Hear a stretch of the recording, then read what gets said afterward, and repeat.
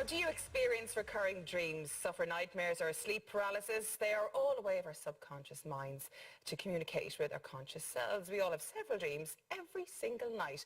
Mostly we don't remember them, and some we do. Now, here to tell us more is Alison Byrne. Alison, thank you very much for coming on to the show today. I have to say I'm terribly excited about this. I have bonkers dreams all the time. All the time. But, I mean, everybody out there probably has a lot of... There's a lot of common dreams out there that people have from time to time. Like, we'll have a look at them there. We have teeth falling out. That would be one. We have failing the leaving cert, small in a big world, not able to find your car, and falling. Now, what does teeth falling out mean? Everybody at some stage has had that dream. Yeah, I think it's one of the most common dreams that you can have. Yeah. And people say, oh, it means insecurity.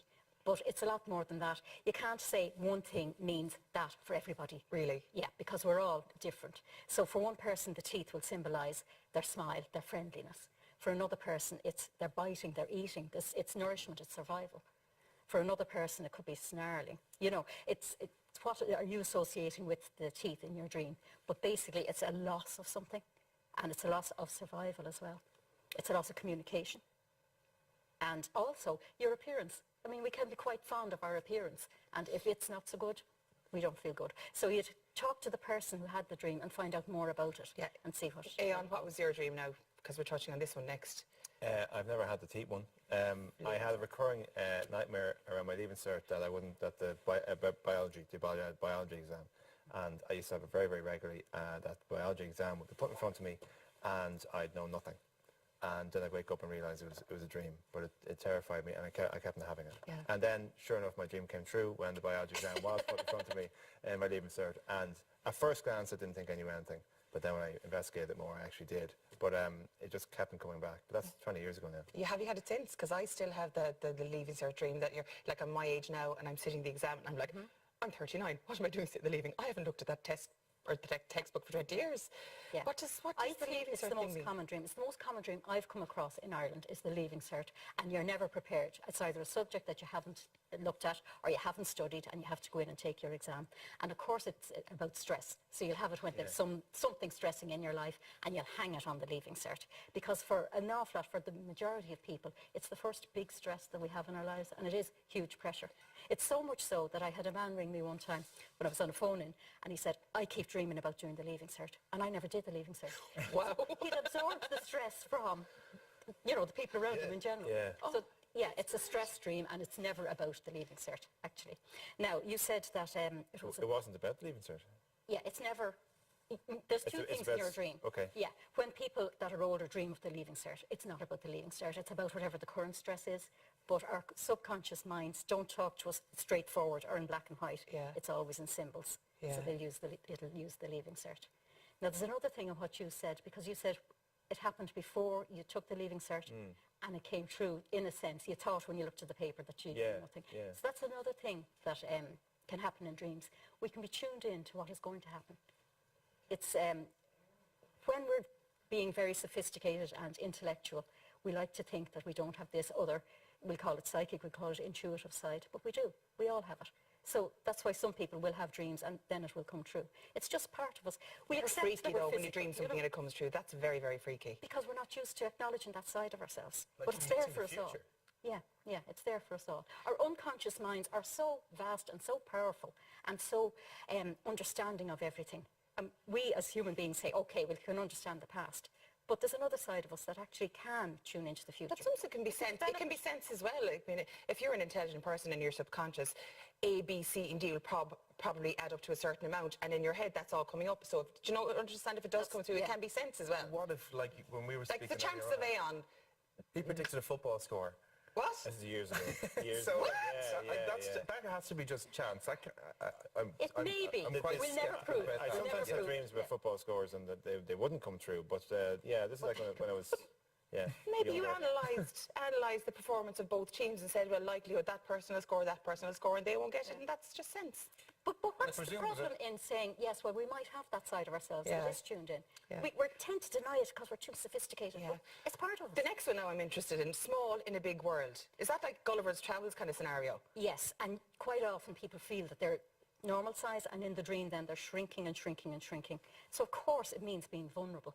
But the interesting part is, where are they when it starts? Are they at home? Are they at work? Are they at school? Or is it a strange, alien kind of a landscape? And that will give the clues as to what part of their life they're feeling intimidated or incompetent or inadequate in. Now, I don't have a car, so I'm not too interested in not being able to find it, because I'd say that's going back to the stress thing. But the falling thing. Every single person I have talked, they've had that like waking up going, that they're going to fall out of a helicopter or off a cliff or out of the bed or something. There are two types of falling. What is that about? One is what you're talking about, where you get the sudden jolt. So when we're asleep, our astral body moves out of our body and travels. What's your astral body now? Astral body. Okay, let's call it our unconscious mind or our He spirit. loves science fiction, but he... That's science fiction. Yeah. You have a very stylish astral body, in fact. Vote now. Stylish astral body of the year. And a lot of people call that the soul as well, or whatever. It just leaves you and it goes for little travels. And if we're disturbed, if there's a small noise that we mightn't even realise that, consciously, we can come back suddenly. We usually come back nice and gently, but if we come back suddenly, we get that jolt. Okay. Now, Interesting, sorry. Sorry, go on, yeah. If you're prone to it and it's upsetting you, if you lie on your side, it doesn't happen. Now, I heard that it's from when you were a baby being placed in your cot, and it's just your body memory and that happening if you are lying down on your back like that. What does it mean if you wake up and you're not waking up, but you're actually pulled out of the bed by something? That happens to me quite a lot. I wake up and I'm half out of the bed. It's like something's pulling me out or pulling me away. And that really freaks me out. I just have to remember that, because I actually repress that, but it's really terrifying. It's like something's pulling me. Okay, and when you wake up, are you physically moved? I'm or is it physically just- moved. Yeah, and which side, are you going right or left? It's usually this side, so it's usually The left side, yeah. Oh no, I'm haunted! You're possessed. Everything that's going on is coming from yourself. That's the first Okay, thing. grand. And we're Haunted. very clever, complicated beings. And we need to get the messages that are from the unconscious, which knows so much, to the conscious so that we can use the information. Yeah. Okay. So if you look at your body, everybody, male or female, the left side of their body represents the female. Right side represents the male. Yeah. So if you're being pulled towards your female side as you wake up, it means that your spirit, yourself, your inner knowing, wants to bring you more into the female side. Now, the female side is the side that's caring, nurturing, intuitive. So perhaps you'd need to look at that. Is that side of you getting enough attention? Well, you're probably dead right, actually. That side needs more nurturing attention. I like that. So now, Keith, your dream, your recurring dream. Well, it's funny because you were saying about sometimes your dreams can see into the future. I would have a recurring dream of being naked from the waist down in a public place. That's definitely a predictive one, yeah. Okay, next. Which I want to confirm to viewers is not currently taking place. Yeah. Not currently happening. Really have a look there. He even said he saw a video of me doing it, so maybe it wasn't a dream. Yeah, naked from the waist down in the pub. Like public where? place, naked Is from it a the waist recurring down. dream? Yeah, on a main you- street or in a shop or, on a television show. Yeah. Again, that's... Hang on, quickly. Wasn't there a Just earlier on? Just realised. Okay, again, that's a very common one to be naked in public. Very common. And you're feeling exposed and vulnerable. And the other part is people can see the real me. And is that okay? And how comfortable or uncomfortable is it? And how impressive I am.